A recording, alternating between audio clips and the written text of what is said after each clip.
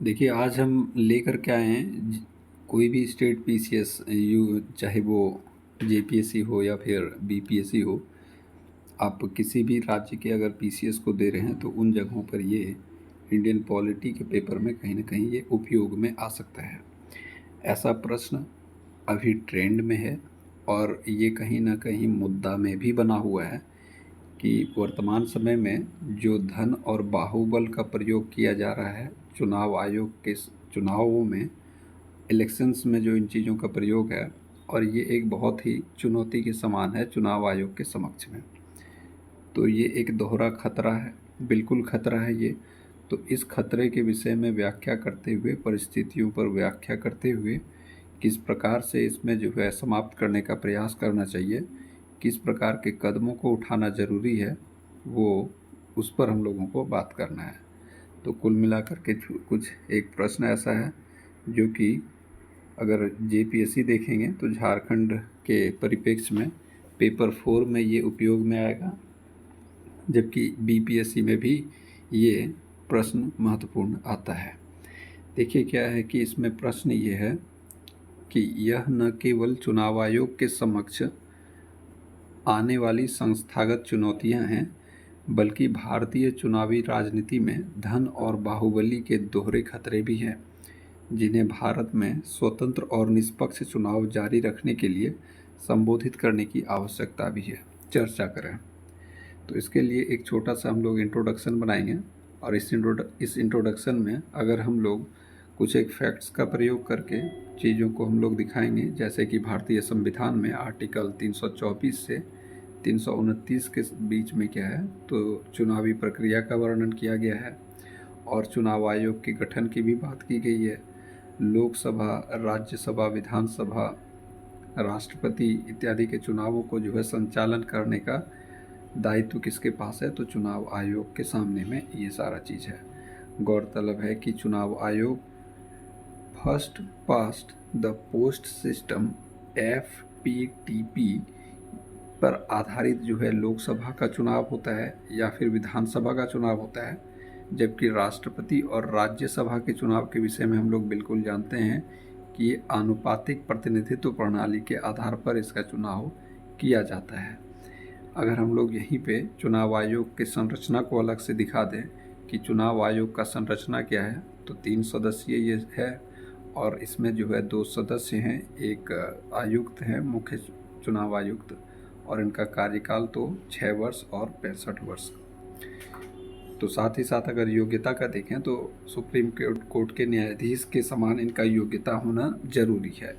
तो एक फैक्ट्स को अलग से हम लोग यहाँ पर अगर डालेंगे तो इन फैक्ट्स पर कॉपी चेक करने वाले का नज़र कहीं ना कहीं जाएगा और एक बेहतर नंबर आपको वो देगा।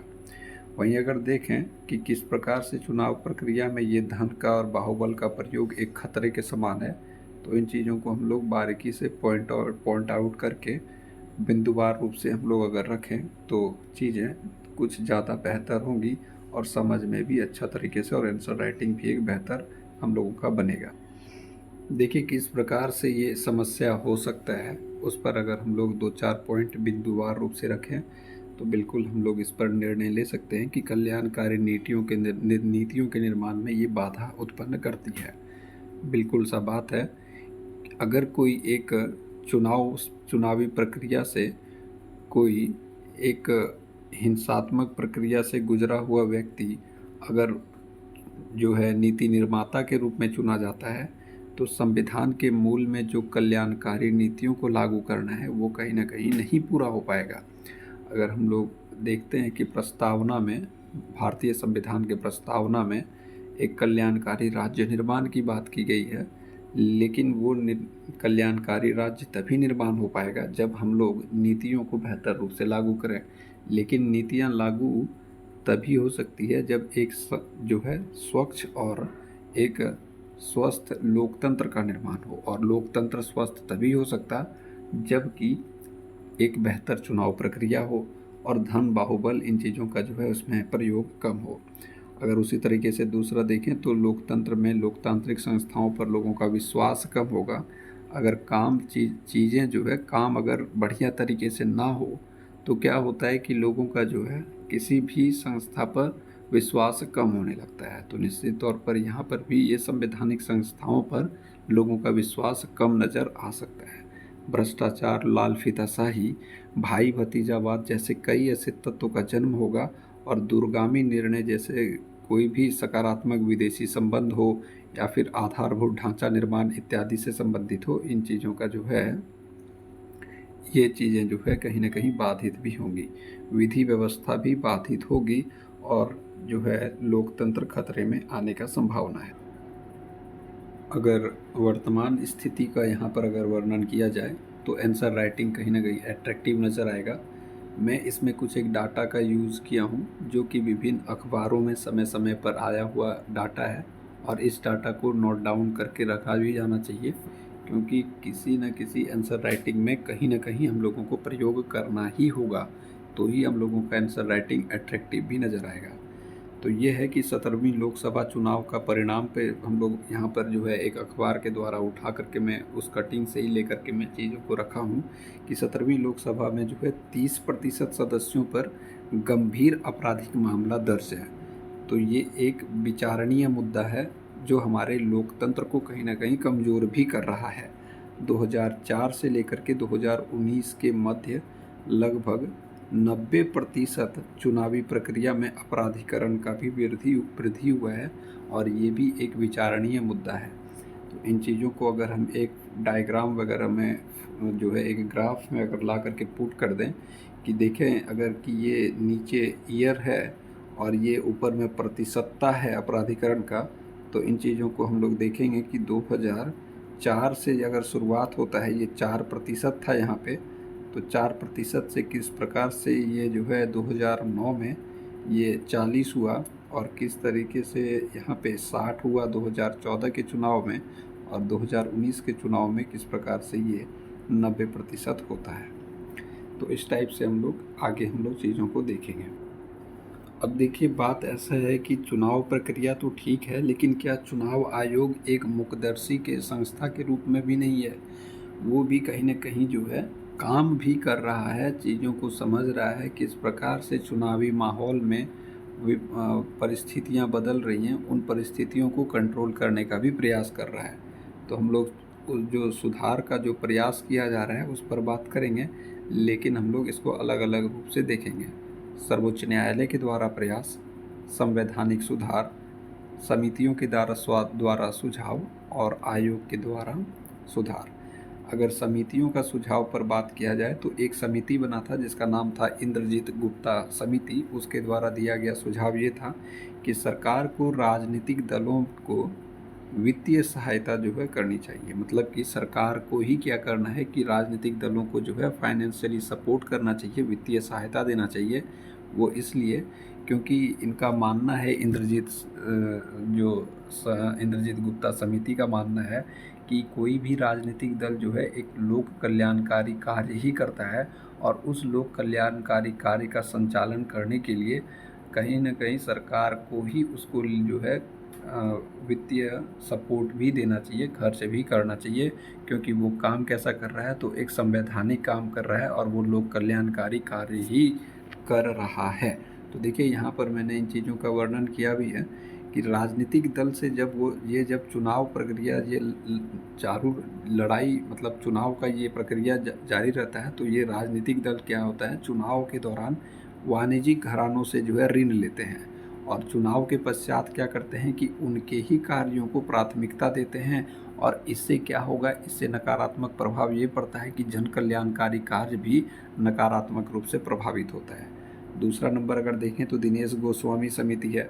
दिनेश गोस्वामी समिति में ये है कि चुनावी प्रक्रिया में सुधार की आवश्यकता को इसने बताया, तो साथ ही साथ इसने बताया कि महिला सहभागिता को भी जो है प्रोत्साहन देना चाहिए। संवैधानिक सुधार पर चर्चा किया जाए तो एक देश एक सुधार अभी बिल्कुल चर्चा का विषय है और इसको लेकर के एक समिति का भी गठन किया गया, किसके अध्यक्षता में, तो ये रामनाथ कोविंद जो पूर्व राष्ट्रपति हैं उनकी अध्यक्षता में एक समिति का गठन किया गया और एक देश एक चुनाव प्रक्रिया को यहाँ पर जो है लाने का बात किया जा रहा है। क्या है एक देश एक चुनाव, उन चीज़ों पर भी हम लोग बात करते हैं।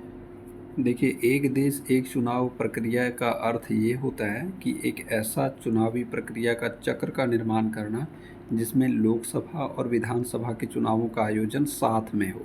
अगर ये सब साथ में होता है तो खर्च कहीं कम भी होगा चुनाव को आयोजित करने में। चुनाव को आयोजित करने में कई ऐसे ऑफिसर्स लोगों को जो है लगातार इसमें प्रक्रिया में जोड़ दिया जाता है, जिससे क्या होता है कि प्रशासनिक कार्यों को भी जो है बाधित उससे होता है। तो अगर एक साथ ये सारा चुनाव हो, लोकसभा का और राज्य विधानसभा का चुनाव अगर साथ में कंडक्ट किया जाए तो इससे क्या होगा कि खर्च भी कम होगा और चुनावी और प्रशासनिक क्रियाओं को संचालित करना भी एक बेहतर हम लोग उसको जो है प्रभाव उसमें पड़ेगा। अगर दूसरा देखें तो देखिए, अभी हाल ही में जो है चुनाव निर्वाचन विधि संशोधन अधिनियम 2021 को लाया गया। इसमें ये किया गया कि निर्वाचन कार्ड को जो है समायोजन किया गया, मतलब कि लिंक किया गया, किसके साथ? आधार कार्ड के साथ में लिंक किया गया। और ये इसका प्रभाव ये होगा कि अगर आधार कार्ड के साथ उसको अगर जोड़ा जाए तो चुनावी प्रक्रिया में एक पारदर्शिता भी कहीं ना कहीं देखने को मिलेगा और ये स्वस्थ लोकतंत्र निर्माण के लिए एक बेहतर कदम भी नज़र आ सकता है, देख सकते हैं। देखिए, नेक्स्ट अगर देखें हम लोग संवैधानिक सुधार के अंतर्गत तो दल बदल कानून, और निश्चित तौर पर इसका 10वीं अनुसूची में वर्णन है। 92 कॉन्स्टिट्यूशनल अमेंडमेंट में इसको लाया गया और ये दल बदल में ये बताया गया है कि दल बदल मतलब क्या, कि आप जो है कोई भी एक दल का कोई एक सदस्य किसी अन्य दल में जाकर के शामिल हो तो ये धन बल का ही कहीं ना कहीं प्रारूप के अंतर्गत ही इन चीज़ों को हम लोग देखते हैं। तो ऐसे क्रियाओं को रोकने के लिए ही दल बदल कानून लाया गया था और ये संवैधानिक मुद्दा है और एक संवैधानिक सुधार के अंतर्गत है। वहीं विधि आयोग के द्वारा सुझाव पर बात किया जाए तो इसने बोला था कि देखो भाई, बात ऐसा है कि चुनाव आयुक्त जो है उसके नियुक्ति को लेकर के पारदर्शिता को लाना ज़रूरी है। प्रधानमंत्री की अध्यक्षता में जो है एक कमेटी का गठन किया जाए और उस कमेटी में जो है अध्यक्ष होंगे प्रधानमंत्री। इसके अलावा 3 जो इसमें सदस्य होंगे कि लोकसभा अध्यक्ष, विरोधी दल के नेता और जो है सुप्रीम कोर्ट के मुख्य न्यायाधीश। तो विरोधी दल के नेता कौन? तो ये हमारे लोकसभा में जो विरोधी दल के नेता होंगे, जो भी बड़ा दल होगा विरोधी दल, उसका जो है एक जो प्रमुख नेता उस कमेटी में शामिल होगा और इनके रिकमेंडेशन पर ही क्या होगा कि चुनाव आयुक्त का नियुक्ति होगा। अगर ऐसा प्रक्रिया को संचालित किया जाए तो चुनावी प्रक्रिया में सुधार और एक सकारात्मक सुधार हम लोगों को देखने को मिलेगा। अगर बात किया जाए कि सर्वोच्च न्यायालय का इस क्षेत्र में क्या प्रयास रहा, तो निश्चित तौर पर बहुत ऐसा प्रयास सर्वोच्च न्यायालय भी किया कि चुनाव में भाग लेने वाले जितने भी सदस्य थे उनको जो है शैक्षणिक योग्यता को दिखाना होगा, चुनाव से पहले उनको संपत्ति का ब्यौरा देना होगा, आपराधिक जो भी मुकदमे हैं उनके ऊपर तो उन सभी का ब्यौरा देना अनिवार्य बताया है। किसके द्वारा? तो ये सर्वोच्च न्यायालय के द्वारा ये अनिवार्यता बताया गया है। देखिए, अब चुनाव आयोग का प्रयास का बात करें तो एक चुनावी बॉन्ड है। चुनावी बॉन्ड ये होता है कि इसके माध्यम से राजनीतिक दल को जो है चंदा दिया जाता है। अब ये चुनावी बॉन्ड को जो है जिम्मेवारी इसका रेगुलेशन कौन करता है? तो ये SBI बैंक के द्वारा किया जाता है। ये चुनावी चंदा आपको इस बैंक के माध्यम से ये बॉन्ड दिया जाएगा और ये बॉन्ड जो है चुनावी प्रक्रिया में धन के प्रयोगों पर जो है अंकुश लगाता है और धन के प्रयोगों का चुनावी प्रक्रिया में पारदर्शिता को स्थापित करने का भी प्रयास करता है ये चुनावी बॉन्ड। अगर दूसरा देखें तो ये आचार संहिता एक ऐसा व्यवस्था है जिसमें जो है वैधानिक रूप से जो है कार्यों को करने का प्रयास किया जाता है। इसमें जो सिर्फ इतना है कि अनुशासन का स्थापना होगा और इस पर जो है किसी भी गलत तरीके का नकारात्मक हरकत जो है चुनाव प्रक्रिया के दौरान या फिर चुनाव से पहले ना हो, इन चीज़ों को देखते हुए आचार संहिता का व्यवस्था किया गया है चुनाव आयोग के द्वारा। वहीं इलेक्ट्रॉनिक वोटिंग मशीन का बात करें तो इलेक्ट्रॉनिक वोटिंग प्रणाली का प्रयोग किया जा रहा है, वीवीपैट का प्रयोग किया जा रहा है, जिससे क्या हो, धन बल का भी प्रयोग कम हो और जो है एक स्वस्थ और स्वच्छ चुनाव आयोजित हो और पारदर्शी रूप से उसका जो है संचालन भी किया जा सके। तो ये सब हम लोग सुधार पर बात किए और सुधार के विभिन्न आयामों पर चर्चा किया हमने कि इन इन चीज़ों का जो है सुधार करके जो है धन और बल पर जो है अंकुश लगाया जा सकता है। एक काम ज़रूर और हम लोग कर सकते हैं कि इस जगह पर नीचे में, इस जगह पर 4 लाइन में अगर हम लोग इन बातों को भी रख दें, किन बातों को, यहाँ पर अगर हम लोग खुद की तरफ से कुछ एक राय दे दें कि हाँ ऐसा भी किया जाना चाहिए, तो एक बेहतर और भी बढ़िया हो सकता है। जैसे कि क्या, कि वो इंद्रजीत जो गुप्ता समिति थे, उन समितियों का जो है रिकमेंडेशंस को लागू करने पर जो है सरकार को जो है कदम उठाना चाहिए, या फिर लोगों में जन जागरूकता को लाने की भावना होनी चाहिए। और इस तरीके से हम लोग 2-4 पॉइंट अपना राय दे दें तो एक आंसर राइटिंग शानदार हो सकता है। और लास्ट में एक अंतिम रूप से हम लोग निष्कर्ष को यहाँ डालेंगे और पूरी तरीके से ये आंसर राइटिंग को कंप्लीट करेंगे। ये आंसर राइटिंग बहुत ही उपयोगी हो सकता है जेपीएससी और बीपीएससी जैसे परीक्षाओं में। ये बिल्कुल, ये पूरा आंसर राइटिंग जो है स्टेट पीसीएस पर आधारित है। आप इनका जो है इन चीज़ों का, इन फैक्ट्स का यूज़ करके मेंस आंसर राइटिंग कर सकते हैं। हम लोगों का एक ग्रुप भी है, अगर आप ग्रुप में शामिल होना चाहते हैं, टेलीग्राम ग्रुप है, तो आप बिल्कुल शामिल हो सकते हैं। बिल्कुल आप क्या कीजिएगा कि नीचे में एक कमेंट करें मेरे को। कमेंट अगर आपको कैसा लग रहा है ये जो मेरे द्वारा चलाया गया ये सीरीज़ है, अगर आपको पसंद आ रहा हो, क्या ये चीज़ों को आगे ले करके चलना चाहिए, अगर पसंद आए तो जो है कमेंट बॉक्स में बिल्कुल कमेंट कीजिएगा और लाइक एंड सब्सक्राइब भी आप कर सकते हैं। Thank you.